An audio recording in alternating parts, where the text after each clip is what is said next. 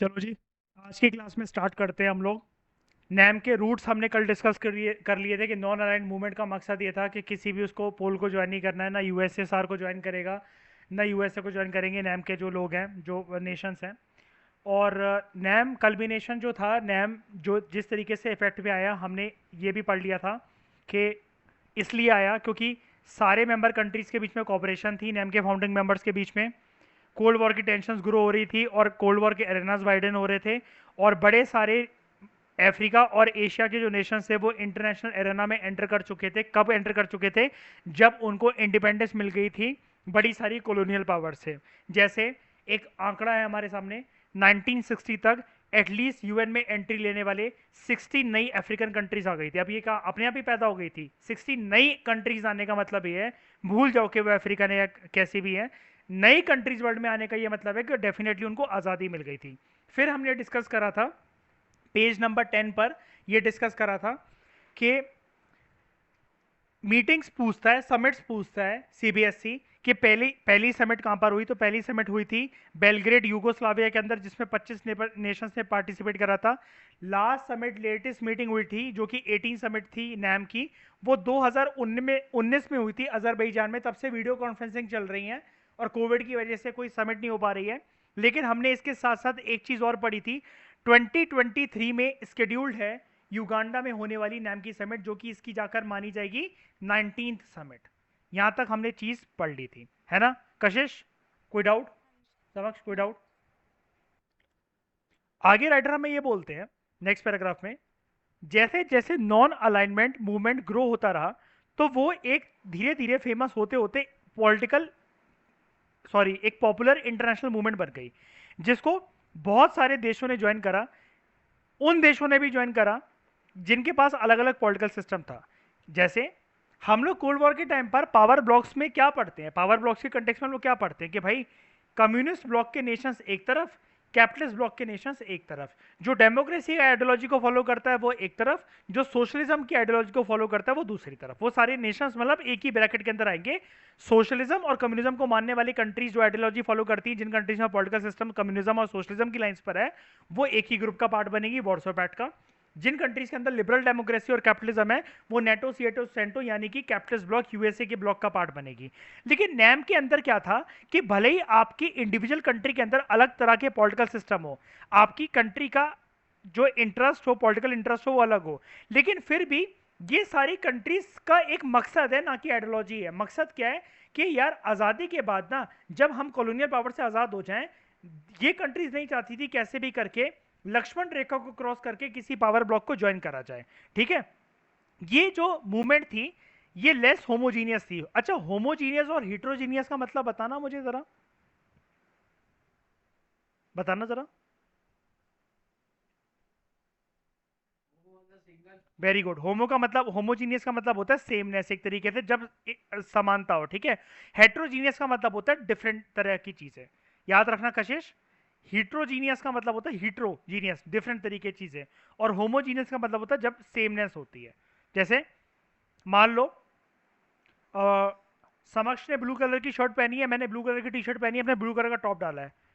हम कह सकते हैं कि both are wearing a homogeneous type of T shirt. समझ गए? डिफरेंट डिफरेंट कलर का डाला है तो वो हिट्रोजीनियस है। हम कुछ खा रहे हैं बैठकर, ठीक है, मैं बर्गर खा रहा हूँ, आप नूडल्स खा रहे हो, समक्ष पिज्जा खा रहा है, we are having a heterogeneous flavour. लेकिन सब लोग अगर एक ही चीज खा रहे हैं, होमोजीनियस। ये मैंने नॉर्मल एग्जांपल दिया होमोजीनियस हिट्रोजीनियस को समझाने के लिए। तो ये जो मूवमेंट थी ना नैम की मूवमेंट, इन सारी चीजों की वजह से कि अलग अलग पॉलिटिकल सिस्टम, अलग अलग इंटरेस्ट की जो कंट्रीज के जो लोग हैं, जो पॉलिटिकल लीडर्स हैं, वो साथ में आ रहे हैं यार एक मूवमेंट बनाने। ठीक है, तो हम लोग इसको ये बोल सकते हैं कि NAM was easier to define in terms of what it was not. मतलब नैम को डिफाइन करना ना इस चीज में इजी है, क्या वो नहीं था, वो क्या नहीं था, वो आइडियोलॉजी की बेस पे ऑर्गेनाइजेशन नहीं थी। ठीक है, वो ना कि इस चीज के लिए बनाई गई थी। अब मकसद समझो उसका, नैम कोल्ड वॉर के सुपर पावर के राइवल्स को चैलेंज करने के लिए नहीं बनाई गई थी, बल्कि बनाई इसलिए गई थी कि हमें उनको ज्वाइन ना करना पड़े। ठीक है, तो ये एक तरीके से अलायंस सिस्टम था, बस और कुछ नहीं था। जैसे अलायंस सिस्टम वो थे ना, NATO SEATO CENTO Warsaw pact, different उनसे बस इस तरीके से अलग था। नैम का मकसद वर्ल्ड में अपने आप को प्रूव करना, हेजीमनी अपनी सेट करना, ये सुपर पावर बन जाना, ये कुछ मकसद नहीं था। नैम सिर्फ एक प्लेटफॉर्म था कि जिसमें एक कंट्री से दरख्वास्त थी कि कोई भी अफ्रीकन, एशियन या लैटिन अमेरिकन कंट्रीज जितनी भी आज़ाद होती चली आ रही हैं, अगर वो कोल्ड वॉर के टाइम पर सुपर पावर्स के पावर ब्लॉक्स को ज्वाइन नहीं करना चाहती हैं, कैपिटलिस्ट ब्लॉक या कम्युनिस्ट ब्लॉक को, they can come and join the NAM, और नैम आपस में सारी न्यूली इंडिपेंडेंट कंट्रीज की ग्रोथ को साइमल्टेनियसली प्रमोट करेगा। अच्छा, अब हम नैम को ऐसा कह सकते हैं ना कि नैम एक पॉलिसी थी, मैं हाईलाइट कर रहा हूं यहां पर देखना, हम ऐसा कह सकते हैं ना कि नैम एक पॉलिसी थी, policy of staying away from alliances. कौन से अलायंसेस? कोल्ड वॉर के अलायंसेस, बिल्कुल कह सकते हैं ना, ऐसा कह सकते हैं ना। तो नैम को हमें ऐसा नहीं समझना चाहिए। अब यहाँ पर ये जो पॉलिसी है जो कि आज की क्लास में आपको मैं डिस्कस करवाने जा रहा हूँ, सबसे पहले आप लोग एक क्वेश्चन लिख लो। आई थिंक मैंने कल की क्लास से सारे क्वेश्चन लिखवा दिए आपको, 5 लीडर्स कौन थे नैम के, और वो सब लिखवाया क्या मैंने कि नहीं लिखवाया? लास्ट क्वेश्चन क्या लिखा हमने? नहीं नहीं नहीं नहीं नहीं नहीं, छोड़ो, फिर लिखो, चलो क्वेश्चन लिखो, पहले नैम से रिलेटेड क्वेश्चन लिखो। ये यार ये नहीं लिखवाया, what give challenge to bipolarity नहीं लिखवाया मैंने? लिखवाया ना, चलो ठीक है। चलो, तो what give challenge to bipolarity मैंने आपको लिखवा दिया। अब उसके बाद आप ये क्वेश्चन लिखो कि व्हाट, अच्छा what give challenge to bipolarity में तो ये पूरा पूरा पार्ट आ जाएगा नैम का, समझ गए ना, सारा सब कुछ यहाँ तक अलायंसेस तक आ जाएगा, यहाँ तक इसका आंसर है ना, बनाकर अपना लिख सकते हो आप कैसे भी करके आंसर। अब कुछ स्पेसिफिक क्वेश्चंस लिखो, ठीक है, लिखो। Name the founding members of NAM, जल्दी जल्दी लिखना। Name the founding members of NAM. अगला क्वेश्चन है, when did the first summit of NAM was held and where? When and where did the first summit of NAM was held? When and where did the first summit of NAM was held? ठीक है,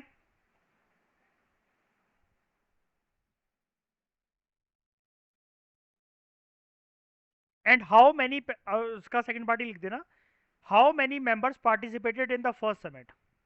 How many members participated in the first summit? इसका answer 25 है ना।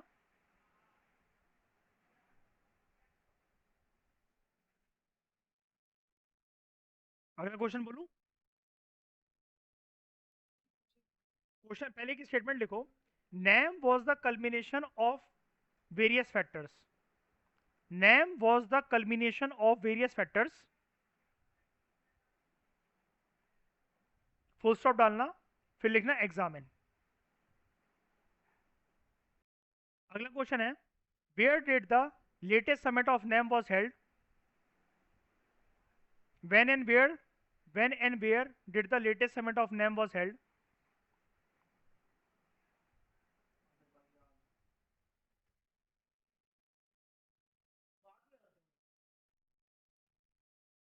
How many members and observer states participated in it?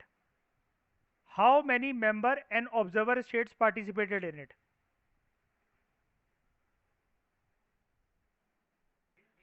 NAM एक तरीके से ऐसा हो गया है कि आज के टाइम में जैसे आप पूछ रहे हो कि उसकी रेलेवेंस क्या है, तो उसकी रेलेवेंस को देखो यार, हम ऐसे कह सकते हैं कि वैसे तो ये चैप्टर कहेगा आपको कि नैम जो है वो कोल्ड वॉर के टाइम पर इमर्ज हुआ था, नैम कोल्ड वॉर के टाइम पर इमर्ज हुआ था बायपोलैरिटी को चैलेंज करने के लिए। ये चैप्टर आपको बोलेगा एंड में जाकर कि नहीं ऐसा नहीं है कि नैम की रेलेवेंस आज भी नैम होल्ड करता है रेलेवेंस, लेकिन मैं आपको करंट अफेयर अगर पढ़ाऊँ ना, जैसे जैसे कशिश जैसे जो करंट अफेयर जैसे पढ़ती है, और वो कल एक कशिश ने फोटो भी शेयर करी थी मतलब उस पर, तो वो कशिश को पता है वाली चीज़ के बहुत अच्छे से, आपको भी पता ही होगी कि नैम की अब इतनी ज़्यादा रेलेवेंस कंटेम्प्रेरी अफेयर्स में नहीं है।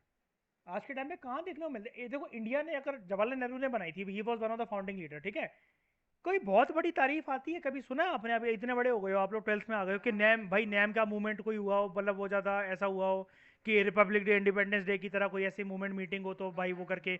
यूएन में जब मीटिंग होती है तब तो आपको पता लग जाता है ना, यूएन में जब मीटिंग होती है तो आपको पता लग जाता है कि इंडिया गया, उसमें अंदर ये बात ये वाली बातें बोली हमारे प्राइम मिनिस्टर और ये वो करके। नैम के बारे में कब मीटिंग होती है कब नहीं होती कहाँ आपको क्या पता? लेटेस्ट मीटिंग 2019 में हुई थी, 18 समिट थी, बाकू में हुई थी अजरबैजान के अंदर। किसी ने नाम भी नहीं सुना होगा कि बाकू और अजरबैजान के अंदर ऐसी कोई मीटिंग हुई है ना। चलो आगे, आप अगला क्वेश्चन ये लिखो, फिर उसके बाद में हम लोग डिस्कस करते हैं। Do you think, do you think NAM was isolated and neutral organization. Do you think NAM was isolated and neutral organization? ठीक है, फिर उसके बाद वही ऐसा करके लिख देना, एग्जाम में लिख लो या फिर एनालाइज लिख दो या फिर ये लिख दो, give reasons for your arguments. ठीक है, अब सुनो मेरी बात ध्यान से। यार ये वाला क्वेश्चन ना जो मैंने आपको बताया, आप ऐसा मान लो कि इस चैप्टर का ना टॉप 3 के सबसे इंपॉर्टेंट क्वेश्चन में से आता है। ये ऐसा छुपा हुआ क्वेश्चन है, जैसे एरनोज ऑफ कोल्ड वॉर था ना, मैंने आपको बताया था काफी बच्चे आंसर नहीं लिख पाते। ये दो शब्द के बीच में ना आप दोनों आज मतलब सीख जाओ, मैं आपको सच बता रहा हूँ। इससे क्वेश्चन आपको देखने को मिलेगा, चाहे कितने भी मार्क्स का मिले, लेकिन देखने को मिलेगा। आपको आज की क्लास में इन शब्दों का मतलब समझना पड़ेगा कि आइसोलेशन का मतलब क्या होता है और न्यूट्रलिटी का मतलब क्या होता है। ठीक है, हम लोग क्या बोल रहे हैं, सबसे पहले तो नैम के ऊपर ना ब्लेम लगते हैं। ठीक है, ब्लेम लगते हैं कि NAM is considered as isolationist and neutral organisation. ठीक है, तो आप एक करके जो अभी आपने क्वेश्चन लिखा ना, एक और करके क्वेश्चन एक दूसरा भी लिख दो, what are the criticisms of NAM. What are the criticism of NAM. अब लोगों को पता ही नहीं होता कि यार ये क्वेश्चन क्यों दे दिया, क्रिटिसिज्म तो कहीं पूरी बुक में दे ही नहीं रखे हैं। लेकिन मैं आपको बोल रहा हूँ बोर्ड का क्वेश्चन है, what are the criticisms of NAM. 2014-15 में देखना, ये आपको देखने को मिलेगा पुराने टाइम में। तो ये इसका आंसर होता है कि आइसोलेशनिज्म इसका क्रिटिसिज्म है और न्यूट्रल क्रिटिसिज्म है। ठीक है, पहले आप क्वेश्चन लिख लो, फिर मैं आता हूँ इन दोनों वर्ड्स पे। तो ये जो पॉलिसी है, ठीक है, नैम की, इसको क्रिटिसाइज करा जाता है कि नैम ना आइसोलेटेड ऑर्गेनाइजेशन था और न्यूट्रल था। ऐसा बड़े सारे ना उस जमाने के पॉलिटिकल साइंटिस्ट कहते हैं नैम के बारे में।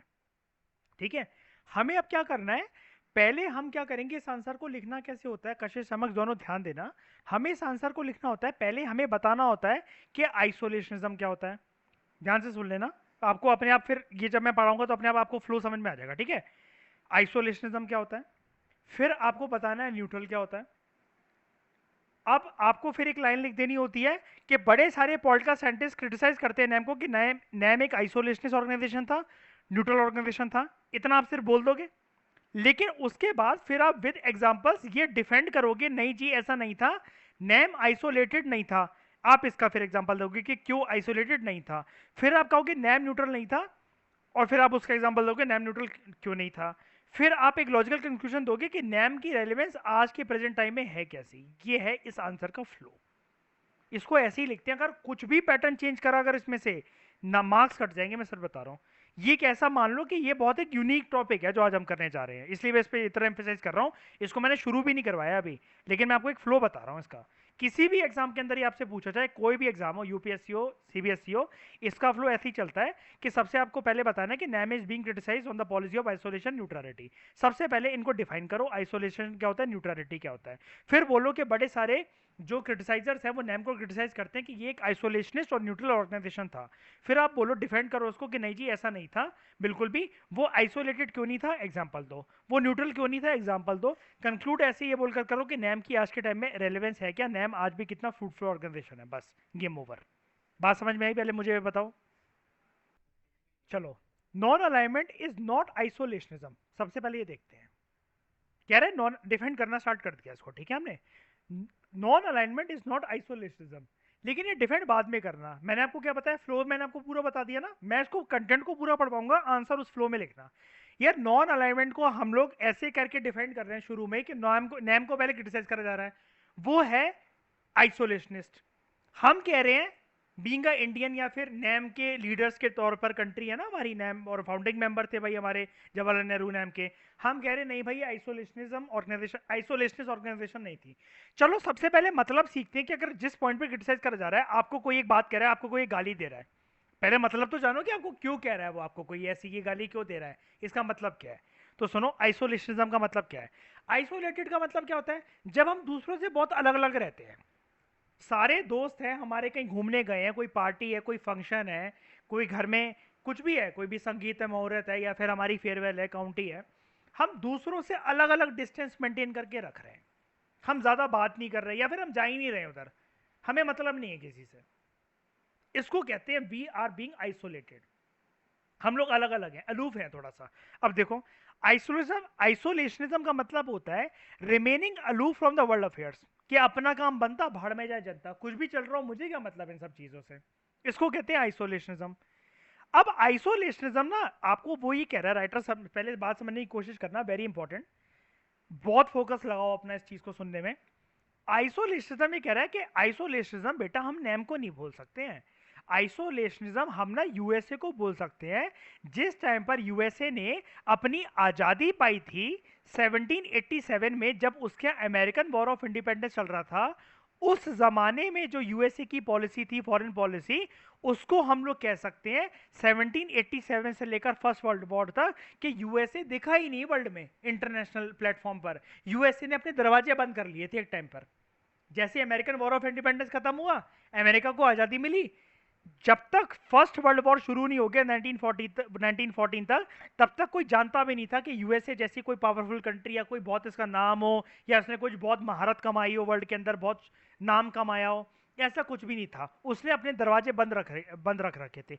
इसको कहते हैं आइसोलेशनिज्म की पॉलिसी। जैसा कि मैंने आपको बताया, एक और एग्जांपल दे रहा हूँ, चाइना ने जैसा कर रखा था आज़ादी के बाद काफ़ी सारे सालों तक, जब तक उसने पिंग पोंग सेरेमनी यूएसए के साथ नहीं करी थी, वो टेबल टेनिस का टूर्नामेंट, तब तक उसने अपने दरवाजे बंद कर रखे थे। यहां पर जब आप वर्ल्ड अफेयर से कट जाते हो ना, ध्यान से सुनना, जब आप वर्ल्ड अफेयर से कट जाते हो, जब आप बिल्कुल परे हो गए, उससे दूर हो गए, ठीक है, आपने अपने एक तरीके से जो दरवाजे हैं वो बंद कर लिए, तब इसको बोला जाता है that you are following the policy of aloofness या फिर आइसोलेशनिज्म। तो हम क्यों नहीं बोल रहे हैं भाई, हमने एक चीज पढ़ी कि यूएसए ने जो पॉलिसी अपनी फॉलो करी अमेरिकन वॉर ऑफ इंडिपेंडेंस के बाद 1787 से लेकर 1940 तक, जब दरवाजे बंद करे, वो आइसोलेशन की पॉलिसी है। चाइना ने जो अपने दरवाजे बंद रखे पिंग पोंग सेरेमनी होने तक, यूएसए के साथ रिलेशन मेंटेन करने तक, वो आइसोलेशनिज्म की पॉलिसी है। बड़ी सारी कंट्री जो वर्ल्ड अफेयर में दिखी नहीं, वो आइसोलेशनिज्म की पॉलिसी है। नैम क्यों नहीं है आइसोलेशनिज्म की पॉलिसी? क्यों नैम एक आइसोलेशनिस्ट ऑर्गेनाइजेशन नहीं है? तो देखो यहाँ पर पढ़ते हैं इसका एक्सप्लेनेशन। कलर चेंज करता हूँ मैं, रेड कलर ले लेता हूँ, रुको एक मिनट रुको। हाँ, in comparison non aligned Nations like India, इनको आइसोलेशनिस्ट हम इसलिए नहीं बोल सकते, जैसे आइसोलेशन में मैंने आपको क्या लाइन बताई, अपना काम बनता, भाड़ में जाए जनता, ठीक है, अलूफनेस मेंटेन करना, ठीक है। इन कंपैरिजन, मैं जैसा कि आपको बता रहा था, इंडिया जैसी कंट्रीज को जो कि नैम का पार्ट थी या फिर नैम की अदर कंट्रीज को हम लोग आइसोलेशन इसलिए नहीं बोल सकते यार, इनको ऐसा नहीं था कि इनको लेना देना नहीं है वर्ल्ड अफेयर से। They played an active role, इन्होंने बहुत अच्छे रोल निभाया, भूमिका निभाई in mediating between the two rival alliances. दो राइवल अलायंसेस के बीच में जो भी फाइट वगैरह चलती थी उसको सॉल्व करवाने में इनका बहुत योगदान था, क्योंकि इन्होंने दुनिया में शांति व्यवस्था बनाए रखने के लिए, पीस और स्टेबिलिटी बनाए रखने के लिए बहुत ज़्यादा काम करा।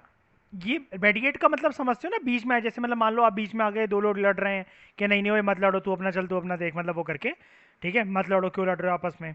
तो इन्होंने लेना देना था कि यूएसए और यूएसएसआर के बीच में जब भी राइवलरी हुई है, इन्होंने उसको सुलझाने की कोशिश करी है।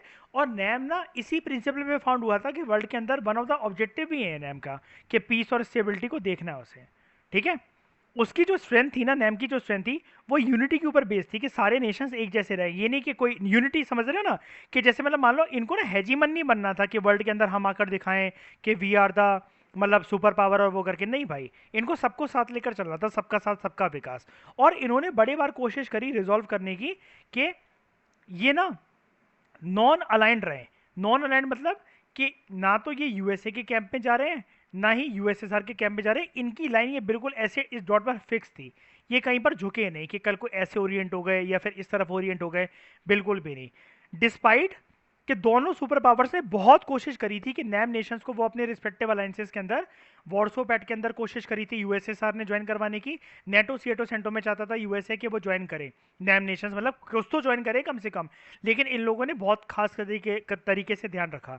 तो आप समझ गए वो आइसोलेशनिस्ट क्यों नहीं है। वर्ल्ड अफेयर जो भी चल रहे थे, नैम नेशंस को भली बात ही पता थी उन वर्ल्ड अफेयर्स के बारे में, उन सबको पता था कि चल क्या रहा है। नैम नेशंस ने चुप्पी नहीं साधी, वो देखकर बीच में बोले भी कि क्या चीज़ सही है क्या चीज़ गलत है, ठीक है। जैसे कभी कभार किसी सुपर पावर के एक्शन को उन्होंने सपोर्ट करा, किसी किसी सुपर पावर के एक्शन को उन्होंने सपोर्ट नहीं भी करा, ठीक है। तो ये चीज़ है कि आप वो आइसोलेशनिस्ट नहीं थे। इतनी मुझे पहले बात बता दो, कोई भी दिक्कत है तो बता दो। आइसोलेशनिज्म के अंदर मैंने बहुत आराम से सारे जो इसके एस्पेक्ट थे वो बता दिए। वैसे मैं फिर से बता रहा हूँ लास्ट बार, आइसोलेशनिज्म का मतलब ये होता है जब आपको दुनियादारी के, क्योंकि हम लोग पॉलिटिकल साइंस पढ़ रहे हैं तो उसी के कंटेक्स्ट में बात करेंगे। जब किसी कंट्री को वर्ल्ड अफेयर से कुछ लेना देना नहीं होता, जब वो कंट्री अपने दरवाजे बंद कर कर बैठ जाती है, जैसा कि यहाँ पर एग्जाम्पल के तौर पर हमें बताया गया है, अमेरिका को जब आज़ादी मिली ब्रिटेन से अमेरिकन वॉर ऑफ इंडिपेंडेंस के बाद, तो 1787 से लेकर पहले विश्व युद्ध तक 1940 तक जब अमेरिका अपने दरवाजे बंद कर कर बैठ गया, तब हम उस जमाने को बोल सकते हैं, उस एरा को बोल सकते हैं, इस कंट्री को बोल सकते हैं कि उसने आइसोलेशन की पॉलिसी फॉलो करी, क्योंकि अमेरिका दिखा ही नहीं हमें इंटरनेशनल अफेयर्स के प्लेटफॉर्म पर। ऐसे ही चाइना ने जब तक आज़ादी गेन करी, जब तक यूएसए के साथ उसने रिलेशंस नहीं बनाए, तब तक उसने अपने दरवाजे बंद रखे। तब हम कह सकते हैं चाइना भी वर्ल्ड अफेयर से एक तरीके से कंप्लीट तरीके से अलूफ था। लेकिन नैम नेशंस को, लाइक इंडिया, इनको ये नहीं कहा जा सकता कि इन्होंने अलूफ स्टैंड मेंटेन करा। इसलिए नहीं करा क्योंकि they try to mediate between the rival alliances of the super powers. Even मैं आपको एक बात बताऊं, यहाँ पर तो थोड़ा सा वैसा दे रखा है, एक आपको मैं बात बताऊं कि जो ये नहीं हुआ था, क्यूबन मिसाइल क्राइसिस जब हुआ था ना, तो नेहरू ने, मैंने आपको कुछ लेक्चर्स पहले बताया था अगर आपको ध्यान हो, क्यूबन मिसाइल क्राइसिस के टाइम पर नेहरू ने ना सॉल्व करा था ये वाला मुद्दा, निकिता क्रुश्चेव को फोन कर कर, मतलब एक तरीके से वर्ल्ड, मतलब जानकारी ली थी कि चल क्या रहा है, मत लड़ो, न्यूक्लियर वॉर लड़ना डिस्ट्रक्टिव हो सकता है। तो एक बात बताओ, और यूएसएसआर तो हमेशा से शुरू से बात सुनता ही है इंडिया की, उस टाइम पे नेहरू के भी बहुत अच्छे रिलेशन थे इन लोगों के साथ, ठीक है। तो ये चीज़ है। अब एक बात बताओ, जब दुनिया में किसी और कोने में जब कोई इंसिडेंट चल रहा है, मान लो क्यूबन मिसाइल क्राइसिस की मैं बात कर रहा हूँ, तो एक बात बताओ, इंडिया इतनी दूर बैठा है, क्यूबा कहाँ कहाँ, इंडिया कहाँ, क्यूबन मिसाइल क्राइसिस, ना इंडिया का कुछ लेना देना, ना इंडिया का कुछ बिगड़ रहा है। फिर भी अगर इंडिया दिलचस्पी रख रहा है भड़काने के लिए नहीं, शांति व्यवस्था को मेंटेन करने के लिए, तो क्या इस स्टैंड को अलूफ स्टैंड बोल सकते हैं हम लोग? क्या इस स्टैंड को आइसोलेटेड स्टैंड बोल सकते हैं? नहीं बोल सकते। क्या नैम नेशंस आइसोलेटेड है? नहीं है, ठीक है। कशिश समझ में आया? दूसरा ब्लेम क्या लगता है नैम के ऊपर, वो लगता है न्यूट्रलिटी का। न्यूट्रल क्या होता है? न्यूट्रल ये होता है कि यहां पर एक पर्सन खड़ा हुआ है, ठीक है, यहां पर ये दो लोग लड़ रहे हैं, यहां पर आपस में डिशम डिशम हो रही है दो लोगों की, ये पर्सन खड़ा होकर सिर्फ देख रहा है, सिर्फ ऑब्जर्व कर रहा है, कुछ बचाने की कोशिश नहीं कर रहा, कुछ सॉल्व करने की कोशिश नहीं कर रहा, मुंह से आवाज तक नहीं निकाल रहा। यही आता है ना न्यूट्रल, कि मैं न्यूट्रल रहूंगा। रशिया यूक्रेन के वॉर में जैसे इंडिया ने अभी एक वो वोट डाला, एब्सटेन कर गया, तो उसका मतलब इंडिया क्या शो कर रहा है? Neutral stand. लेकिन क्या नैम को न्यूट्रल बोल सकते हैं? अब न्यूट्रल का मतलब क्या है, पहले चलो आगे टॉपिक बढ़ने से पहले एक बार दिमाग अपना थोड़ा सा दौड़ाते हैं कि न्यूट्रल स्टैंड इस टाइम पर क्या होगा। न्यूट्रल स्टैंड यही तो होगा ना कि दो सुपर पावर, जब यूएसए और यूएसएसआर या उनके एलीज, कोई इसका एली एक है जो कि यूएसए का सपोर्टर है, और एली बी जो कि यूएसएसआर का सपोर्टर है, जब इनके बीच में भिड़प हुई, जब इंडिया, अगर मान लो इंडिया, क्या नैम नेशंस की बात कर रहे हैं, नैम नेशन जब ये देख रहे हैं कि ह्यूमन राइट्स वॉलेशन हो रहा है, या जिससे वर्ल्ड की शांति व्यवस्था या स्टेबिलिटी जो खराब हो रही है, क्या उन्होंने बिल्कुल आवाज नहीं उठाई होगी? पता ना कोल्ड वॉर के टाइम पे कि छोड़ना है, क्या करना, बीच में उनके लफड़े में घुसेंगे, वो कहेंगे तुम ना तो हमारे कैंप में हो ना दूसरे के कैंप में हो, तो क्यों, मतलब क्या कहते हैं, मतलब बीच में क्यों आ रहे हो, तो इससे बड़े न्यूट्रल स्टैंड मेंटेन कर लो। जैसे हम कभी कभार लोगों का रवैया नहीं देखा, अरे भाई दारू पी के लड़ रहे हैं रोड पे, लड़ने दो यार, क्या बचाना है इनको यार, इन लोग का तो रोज का काम है ऐसे लोग का दारू पी के रोड पे लड़ना, है ना, तो मत बचाने जाओ फालतू में, हमारा क्या लेना देना, इनको मरने दो सालों को। यार ये स्टैंड होता है न्यूट्रल स्टैंड। लेकिन इंडिया ने या फिर नैम नेशंस ने कभी ऐसी बातें नहीं करी इस टाइम पर। देखो न्यूट्रलिटी का मतलब पहले सीखते हैं, जैसे कह रहे हैं ना हम लोगों ने तो इसको डिफेंड कर लिया ना शुरू में कि NAM nations are not neutral. Neutral का मतलब क्या होता है? Neutrality refers to principally to a policy, एक ऐसी पॉलिसी होती है जिसमें आप युद्ध से ना, युद्ध या बैटल या किसी भी तरह के कन्फ्लिक्ट से आप स्टे आउट रहते हो, बाहर रहते हो, ठीक है। जो स्टेट्स, जो कंट्रीज न्यूट्रलिटी की पॉलिसी को प्रैक्टिस करते हैं, they are not required to help and a war, कि युद्ध को खत्म करने में वो किसी भी तरीके का योगदान दिखाएं, वो बोलते ही नहीं है बीच में, तो क्या योगदान उनका, ठीक है। वो वॉर के अंदर इन्वॉल्व नहीं होते, देखो वर्ड देखना, they do not get involve into wars, ठीक है।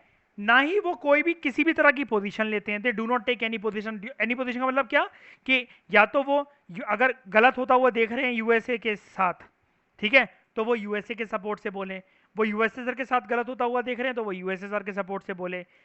तो मतलब जो ये याद ध्यान रखना, ये हम उनकी बात कर रहे हैं। न्यूट्रल नेशंस क्या करते हैं, मतलब न्यूट्रल नेशंस का रवैया कैसा होता है, वो वॉर से बाहर रहते हैं, वो जब न्यूट्रलिटी प्रैक्टिस करते हैं तो उनका कोई रोल नहीं रहता युद्ध को खत्म करवाने में। वो किसी वॉर के अंदर इन्वॉल्व होना पसंद नहीं करते, ना ही वो किसी की साइड से कोई भी पोजीशन या स्टैंड लेना पसंद करते हैं कि कौन अप्रोप्रिएट है, कौन मॉरल है, किसने इमोरल एक्ट्स करे, किसने ह्यूमन राइट वॉलेशन करी, किसने युद्ध लड़ते हुए भी ह्यूमन राइट्स की रिस्पेक्ट करी। इनका कुछ लेना देना नहीं होता। ये कहते हैं भाई लड़ो और लड़ो, हम रेफरी बन के तालियां बजाएंगे, हमें कुछ नहीं लेना देना। ठीक है। लेकिन लेकिन क्या नॉन अलाइंड नेशंस, आप कह सकते हो ये सब करते थे ये न्यूट्रल नेशंस की तरह? अभी आपने न्यूट्रल नेशंस की कैरेक्टरिस्टिक्स जानी, क्या नैम नेशंस करते होंगे ऐसा? बताओ कशिश समक्ष कि युद्ध से कोई मतलब ही नहीं है, अरे ह्यूमन राइट वॉल्यूशन हो रहे तो होने दो, विमेन की डिसरिस्पेक्ट हो रही है वॉर में तो होने दो, किसी वॉर के अंदर किसी सोल्जर्स दूसरे कंट्री की औरतों को रेप कर रहे हैं तो करने दो। ऐसा कभी हो सकता है कि इंडिया ने बिल्कुल आवाज ना उठाई हो इन सब, है ना? कि कहीं पर भाई हिरोशिमा नागासाकी जैसा कोई अटैक हो गया जिससे ह्यूमन पॉपुलेशन वाइप आउट हो गई। वियतनाम में मैंने आपको बताया था अमेरिका ऑरेंज पाउडर गिराता था उनके ऊपर, जिससे पूरी की पूरी स्किन छिल जाती थी। उनको गोरिल्ला वॉरफेयर, मतलब वो जंगलों में छुप जाते थे ना वियतनामीज लोग, तो वो स्किन छिल जाती थी, ऑरेंज पाउडर फेंकता था प्लेन से आकर। क्या इंडिया कुछ भी नहीं बोलता होगा इन सारे स्टैंड के ऊपर कि हमारा क्या लेना देना, कौन से हमारी कंट्री की बात है? नहीं ना। नैम नेशंस, नैम नेशंस सिर्फ इंडिया की बात नहीं है, नैम नेशंस इंक्लूडिंग इंडिया, ये बल्कि वॉर्स में इन्वॉल्व थे फॉर वेराइटी ऑफ रीजंस। इन्होंने मदद भी करी बड़े सारे युद्ध को प्रिवेंट करने के लिए, ठीक है, और इन्होंने वॉर को खत्म करने के लिए भी, प्रिवेंट करने के लिए भी और खत्म करने के लिए भी बड़े सारे स्टेप्स उठाए। तो हम लोग नैम को न्यूट्रली बोल सकते हो। और यहाँ पर भी आप वो जो क्यूबन मिसाइल क्राइसिस वाला एग्जांपल है ना, उसको यूज कर सकते हो कि इंडिया ने आवाज उठाई थी कि ये चीज गलत है। अगर ये न्यूक्लियर वॉर कल को हो गया तो वही वाली बात होगी कि हम तो डूबे साथ में तुम्हें भी ले डूबे, है ना? तो वो चीज़ नहीं चाहता था इंडिया। तो आज आप समझ गए कि नैम के ऊपर, साइड में देखो मैं यहाँ पर लिख रहा हूँ, नैम के ऊपर कौन से दो क्रिटिज्म लगते हैं। नैम के ऊपर ये क्रिटिज्म लगता है कि नैम एक तो न्यूट्रल स्टैंड मेंटेन करके रखता है और नैम एक आइसोलेटेड है। तो दोनों ही स्टैंड के अंदर हम लोग ये बोलते हैं कि नहीं जी ऐसा नहीं है। नैम एक न्यूट्रल कंट्री इसलिए नहीं है क्योंकि नैम ने वॉर को एंड करने के लिए, वॉर को प्रिवेंट करने के लिए और बीच में बोला भी है, अपनी वॉइस भी रेज करी है। आइसोलेटेड इसलिए नहीं है क्योंकि उसको वर्ल्ड अफेयर से लेना देना था पीस और स्टेबिलिटी मेंटेन करने के लिए। अब आप कहोगे ऑलमोस्ट ये सिमिलर सी चीज है, गेम यही है यार। गेम आप सीखो, गेम यही है कि जो बातें यहाँ पर है ना वो आपको यहाँ नहीं लिखनी है। ऑलमोस्ट एक तरीके से, एक बार बताओ, सेम साइड टॉपिक नहीं है न्यूट्रलिटी और आइसोलेशनिज्म का, लेकिन यहाँ पर आपको स्पेसिफिक शब्द आने हैं, पीस, स्टेबिलिटी, मेडिएटिंग बिटवीन। लेकिन जब न्यूट्रल आप बोलोगे तब आप बोलोगे ये सारी बातें कि न्यूट्रल स्टेट्स क्या करते हैं, वॉर को एंड करने में हेल्प नहीं करते, वॉर में इन्वॉल्व नहीं होते, कोई पोजीशन नहीं लेते, they stay out of war. लेकिन नैम नेशंस जो थे उन्होंने स्टेप लिए वॉर को प्रिवेंट करने के लिए, वो इन्वॉल्व थे वॉर में, वो उन्होंने हेल्प करी कि वॉर कैसे खत्म हो। ये सारी बातें आप लिखोगे, आप आइसोलेशनिज्म को डिफाइन करोगे अमेरिका का एग्जांपल देकर, फिर आप न्यूट्रलिटी को डिफाइन करोगे न्यूट्रल स्टेट्स क्या करती हैं। ऑलमोस्ट टॉपिक में मैं मानता हूँ सिमिलर से साउंड करते हैं, लेकिन यही तो गेम है ना। आपको यही तो मैं आपको बोल रहा था कि शुरू में, कि आपको मार्क्स ऐसी थोड़ी ना मिल जाएंगी, ये जो जिसकी जहाँ की बातें आपको वो वहीं ठूसनी है बीच के अंदर। ठीक है, इस लेक्चर में इतना ही। Thank you very much for discussion.